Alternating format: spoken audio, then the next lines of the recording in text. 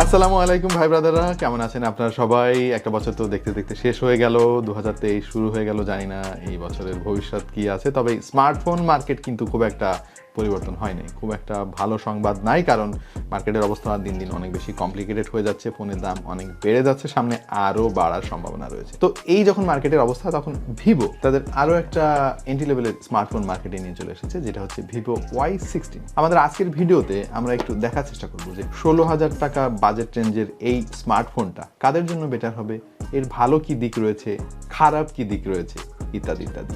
Take to the point থেকে আমি ওয়াহিদ আপনাদের সবাইকে স্বাগত জানাচ্ছি। Let's get started.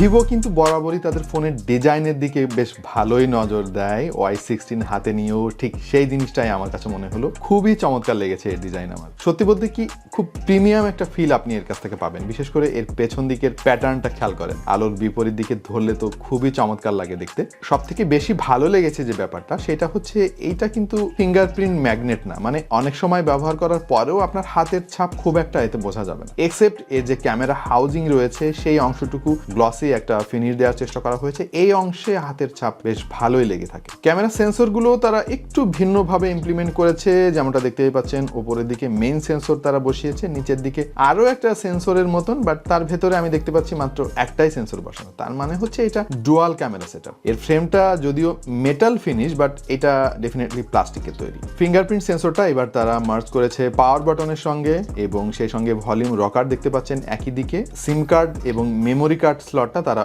উপরের দিকে এবার ইমপ্লিমেন্ট করেছে। নিচের দিকে রয়েছে main microphone, 3.5 millimetre headphone jack, type C port এবং লাউড স্পিকার গ্রিল। খুবই পাতলা এই ফোনটা, মাত্র 8.47 মিলিমিটার পেয়েছি আমরা পরিমাপ করে। ওজনও খুব বেশি নয়, মাত্র 184 গ্রামের কাছাকাছি। ওভারঅল এই ফোনের ডিজাইন অধিকাংশ সবার অনেক অনেক পছন্দ হবে। পেছন দিকটা খুব সুন্দর ঠিকঠাক মতো থাকলেও সামনের দিকে এসে আমার একটু মিক্সড ফিলিং হয়েছে। প্রথমত এর যে ডিউ ড্রপ নচটা দেখতে পাচ্ছি, এখানে যদি পাঁচ হোল ব্যবহার করা হতো তাহলে আরো বেশি ভালো লাগতো দেখতে। পাশাপাশি এর বেজেলটা সম্ভবত আর একটু কমানো গেলে আরো ভালো লাগতো দেখতে। বিশেষ করে নিচের দিকের বেজেলটা খেয়াল করে দেখেন, এইটা আমার কাছে কিছুটা 2018-19 সালের ফোনগুলোর মতো মনে হয়েছে। ওভারঅল এই ফোনের ডিজাইন আমাদের কাছে অনেক ভালো লেগেছে। 10-এর ভেতরে 8 মার্ক খুব ভালোভাবে আমি দিতে পারি। এই ফোনে তারা 6.51 ইঞ্চির একটা ফুল ভিউ আইপিএস এলসিডি ডিসপ্লে ব্যবহার করেছে, যেটা এইচডি প্লাস রেজুলেশনের। ডিসপ্লের কোয়ালিটি ওকে টাইপের, মানে অনেক বেশি যে ভালো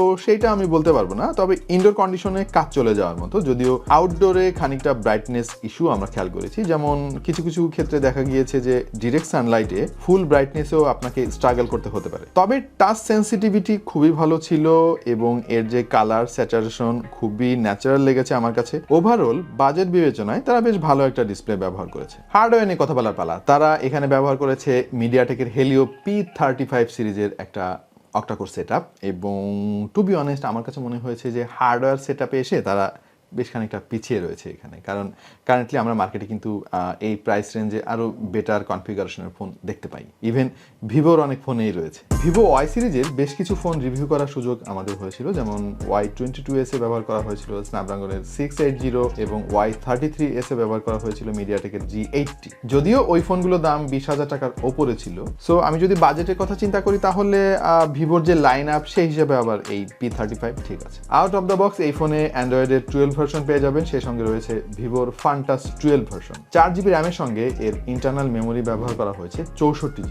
আমরা এই ফোনের পারফরমেন্স টেস্ট করেছি এবং প্রচুর অ্যাপ ইনস্টল করে যে জিনিসটা খেয়াল করলাম সেটা হচ্ছে হেভি মাল্টিটাস্কিং এর ক্ষেত্রে গিয়ে একটু স্ট্রাগল করেছে ফোনটা, কারণ র্যাম মাত্র 4GB। তবে ডেইলি ড্রাইভার হিসেবে এই ফোনটা বেশ ভালোই পারফর্ম করবে বলে মনে হচ্ছে, কারণ আমরা নর্মালি যেটা করে থাকি একটা ফোন দিয়ে সোশ্যাল মিডিয়াতে অনেক বেশি সময় দেওয়া, বা ইউটিউবে কন্টেন্ট এনজয় করা, অথবা আপনি যদি মাল্টিমিডিয়া টাস্কিং বেশি করেন, সেই সমস্ত কাজে এই ফোনটা বেশ ভালোই আপনাকে আউটপুট দেবে। আমরা এই ফোনটা দিয়ে AnTuTu টেস্ট করেছিলাম এবং আমাদের স্কোর এসেছিল 1,13,350, আর গিগ বেঞ্চে 157 সিঙ্গেল করে, মাল্টি করে মাত্র 747। আমি যদি ভিভোর ওয়াই সিরিজের অন্যান্য ফোনগুলোর সঙ্গে একটু কম্পেয়ার করি, যেমন Y22s এ আমরা AnTuTu স্কোর পেয়েছিলাম 2,85,243 এবং Y33s এ পেয়েছিলাম 1,97,998। ভিভোর ওয়াই সিরিজের লাইন আপের সঙ্গে যদি এটাকে কম্পেয়ার করি, তাহলে বলবো এই স্কোরটা বেশ কিছুটা পেছন দিকেই রয়েছে, যদিও দামের সঙ্গে ওই ফোনগুলোর সঙ্গে এর প্রায় 5-7 হাজার টাকা ব্যবধান রয়েছে, বাট স্কোরের যে গ্যাপ, এই গ্যাপটা একটু বেশিই মনে হয়েছে আমার কাছে। আমরা এই ফোনটা দিয়ে টুকটাক কিছু গেমিং ট্রাই করেছি, তবে টু বি অনেস্ট আমার কাছে মনে হয়েছে যে হাই কনফিগ গেমগুলো এই ফোনটা খুব একটা ভালো অপারেট করতে পারে নাই। বেশ কিছু জায়গায় ল্যাগ পেয়েছি, স্পেশালি অ্যাকশন সিকোয়েন্সগুলোতে যেখানে প্রচুর ফ্রেমের দরকার হয়, সেখানে কিন্তু ফ্রেম ড্রপ করেছে, ল্যাগও পেয়েছি ভালোই। ভিভো বলছে তারা মাল্টি টার্বো 5.5 নামক একটা প্রযুক্তি ব্যবহার করেছে, যার মাধ্যমে গেমিংটা বেশ ভালোই অপটিমাইজ করে বেটার আউটপুট দিতে পারবে, বাট হাই কনফিগ গেমের ক্ষেত্রে কিন্তু আমরা সেরকম কোনো পার্থক্য বুঝতে পারিনি। তবে ছোট ছোট গেমগুলো এই ফোন বেশ ভালোই অপারেট করতে পেরেছে, যেমন Temple Run, Subway Surfer, Candy Crush, তারপরে ফ্রুট নিনজা, এই সমস্ত গেমগুলো খেলতে খুব একটা সমস্যা হবে বলে মনে হয় না। আলটিমেটলি আমার কাছে যেটা মনে হয়েছে সেটা হচ্ছে ভিভোর টার্গেট কনজিউমার হচ্ছে স্পেশালি এই ফোনটার জন্য যারা ডিউরেবল একটা ফোন চান এবং গেমিং খুব একটা করেন না বা একেবারে হেভি ইউজ করেন না, মোটামুটি সেই সমস্ত কাস্টমারদেরকে টার্গেট করে এই ফোনটা বানানো হয়েছে। সো আপনি যদি গেমার হয়ে থাকেন তাহলে হয়তো ভিভোরই অন্যান্য আরও অনেক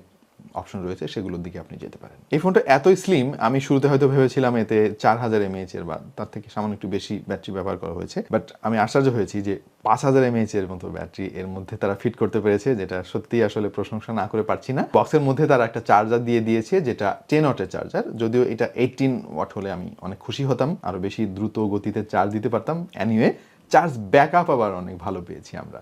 একবার ফুল চার্জ করতে পারলে আপনি অনায়াসে একদিন পার করতে পারবেন। হেভি ইউজ করলেও দেখবেন যে একদিনে আপনি চার্জ শেষ করতে পারছেন না। ক্যামেরা সেগমেন্টে চলে এলাম এবং এখানে মেইন ক্যামেরা হিসেবে তারা ব্যবহার করেছে 13 মেগাপিক্সেলের একটা সেন্সর, সাথে রয়েছে 2 মেগাপিক্সেলের একটা এডিশনাল সেন্সর, আর সামনে ব্যবহার করা হয়েছে 5 মেগাপিক্সেলের একটা সেলফি ক্যামেরা। ছবির কোয়ালিটি এভারেজ ওকে টাইপের বলতে গেলে, মানে অনেক বেশি ভালো বলা যাচ্ছে না, আবার খুব একটা খারাপও বলা যাচ্ছে না। তবে সমস্যা একটাই, এর লেন্সটা প্রচন্ড লাইট হাংরি, আপনাকে আলো দিতে হবে তাহলে ভালো ছবি দিবে, আলো যদি কমে যায় তাহলে ছবি আসলে ডিগ্রেড করা শুরু করবে। ডাইনামিক রেঞ্জ এভারেজ পেয়েছি আমরা, কিছু কিছু ছবিতে ওভার এক্সপোজ প্রবলেম আমরা পেয়েছি, তবে ছবিতে প্রচুর ডিটেল পেয়েছি আমরা। 5 মেগাপিক্সেলের সেলফির কোয়ালিটি দেখে কিন্তু আমি আশ্চর্য হয়ে গিয়েছি, কারণ খুবই ভালো আউটপুট দিতে পেরেছে, কালার অনেক ব্যালেন্স ছিল, যথেষ্ট শার্পনেস পেয়ে যাবেন ছবিতে এবং ওভারঅল বেশ ন্যাচারাল একটা কালার টোন এর কাছ থেকে পাবেন। টু বি অনেস্ট, আমি এর কাছ থেকে এত ভালো সেলফি কোয়ালিটি আশা করিনি। তবে এখানেও এই একই কথা বলতে হয় যে আলো কমে গেলে ছবির কোয়ালিটি খারাপ হতে থাকে। 1080p রেজলিউশনে সর্বোচ্চ 30 fps এ আপনি ভিডিও রেকর্ড করতে পারবেন। ভিডিওর কোয়ালিটির কথা বলতে গেলে এটা এভারেজ পেয়েছি আমরা, বাট স্টাবিলাইজেশনে বেশ ভালোই গন্ডগোল ছিল। আপনাকে শক্ত হাতে ভিডিও করতে হবে অথবা গিম্বল ইউজ করতে হবে। আর এই হচ্ছে এর ফ্রন্ট ক্যামেরার ভিডিও স্যাম্পল। কালার ঠিকঠাক থাকলেও আমার কাছে মনে হয়েছে অনেক বেশি ক্রপ করে ফেলেছে, সো ওয়াইডনেসের একটু ঘাটতি আমি পেয়েছি। যেমন এই দেখেন, আমার হাতটা একদম সর্বোচ্চ পেছনে আমি ধরে রেখেছি, বাট স্টিল আমার কাছে মনে হচ্ছে যেন অনেক ক্রপ হয়ে গিয়েছে। সো এইখানে ওয়াইডনেসের বেশ ভালোই ঘাটতি রয়েছে বলে আমার কাছে মনে হয়। আর এই মুহূর্তে যে আওয়াজ আপনারা শুনতে পাচ্ছেন সেটা সরাসরি এই ফোন থেকে রেকর্ড করা। ওয়েল, ক্যামেরার আলোচনার শেষে যেটা বলা যায় সেটা হচ্ছে ওকে, বাট নট এক্সট্রাঅর্ডিনারি। তবে কোনো কমপ্লেন নেই এর ফিঙ্গারপ্রিন্ট সেন্সর নিয়ে, খুবই ফাস্ট কাজ করেছে এবং সাইড মাউন্টেড হওয়ায় খুব সহজেই হাতের কাছেই আপনি পেয়ে যাবেন, সো নো ইস্যু। এইবার অন্যান্য কিছু প্যারামিটার নিয়ে আলাপ করা যাক। প্রথমেই লাউড স্পিকার নিয়ে আমি একটু কথা বলতে চাই। এর ক্ল্যারিটি, লাউডনেস সব ঠিকঠাক থাকলেও আমার কাছে মনে হয়েছে যে ভলিউম 100% করলে হালকা একটু ডিস্টোর্ট করে ফেলে, আর আওয়াজে আমি একটু বেইজের ঘাটতি পেয়েছি। ব্লুটুথ 5.0 এতে ব্যবহার করা হয়েছে, সেই সঙ্গে পেয়ে যাচ্ছেন ডুয়াল ব্যান্ড ওয়াইফাই, মানে 2.4 গিগাহার্জ হোক বা 5 গিগাহার্জ, দুটো ফ্রিকোয়েন্সি এ রিসিভ করতে পারবে। বেশ কিছু দরকারি সেন্সর এই ফোনের মধ্যে দেওয়া রয়েছে, যেমন এক্সিলারোমিটার, প্রক্সিমিটি সেন্সর, কম্পাস, তারপরে রয়েছে অ্যাম্বিয়েন্ট লাইট সেন্সর এবং ভার্চুয়াল জাইরোস্কোপ দেওয়া হয়েছে বলে ওয়েবসাইটে দেখতে পেলাম, বাট আমাদের সফটওয়্যারে কিন্তু জাইরোস্কোপটা সেন্স করে নাই। আমি জানি না আসলে এতে জাইরোস্কোপ ব্যবহার করা হয়েছে কিনা। এখন 16,000 টাকা দিয়ে এই ফোনটা কি আপনি কিনবেন? আমরা কি রিকমেন্ড করছি? আমি যদি সহজ করে বলি তাহলে বলবো যে দেখেন ভাই, ওই স্পেক নির্ভর ফোন তো আসলে সবাই খোঁজে না, সবার গেমিং করার দরকার হয় না বা অনেক কিছু আসলে সবার দরকার হয় না। ডেইলি ড্রাইভার হিসেবে অনেকে একটা সিম্পল ফোন খোঁজেন যেটা খুবই ডিউরেবল হবে, ব্যাটারি ব্যাকআপ ভালো দিবে, দেখতে খুবই চমৎকার, সেই সব প্যারামিটারে কিন্তু এই ফোনটা অল ইন অল, মানে এটা যে দেখবে তা পছন্দ হয়ে যাবে। সো আপনাদের মধ্যে যারা খুবই ডিউরেবল, খুব ফ্যাশনেবল এবং লং লাস্টিং ব্যাটারি পারফরমেন্সের ফোন খুঁজতেছেন, তাদের জন্য আসলে এটার কোনো বিকল্প আমি আপাতত দেখতেছি না। তবে যদি পারফরমেন্স ওরিয়েন্টেড ফোন আপনি খোঁজেন, যে আপনি 16,000 টাকা ইনভেস্ট করবেন, আপনার আরো বেটার পারফরমেন্স দরকার, তাহলে ভিভোর আরো অনেক ফোন রয়েছে, সেগুলো দেখতে পারেন। সো আলটিমেটলি আপনি কিনবেন নাকি কিনবেন না, এটা তো আপনার উপরে ডিপেন্ড করতেছে, আপনার প্রয়োজনীয়তার উপরে ডিপেন্ড করবে যে এই ফোনটা আপনার জন্য ফিট হয় কি না হয়, সেটা তো আর আমি জানি না। সো প্রিয় দর্শক, আশা করছি আমাদের এই কন্টেন্ট থেকে অনেক কিছু আপনারা জানতে পেরেছেন ভিভো Y16 ফোনটা সম্পর্কে। আপনার মতামত যদি কিছু থাকে বা কিছু যদি জানতে চান, অবশ্যই কমেন্ট সেকশনে লিখুন, আমরা চেষ্টা করবো সেগুলোর অ্যান্সার করার। তাহলে আজকে এই পর্যন্তই, দেখা হয়ে যাবে অন্য কোনো ভিডিওতে ভিন্ন কোনো বিষয় নিয়ে। সেই পর্যন্ত সবাই ভালো থাকুন, সুস্থ থাকুন, আর দেখতে থাকুন টেক টু দ্য পয়েন্ট।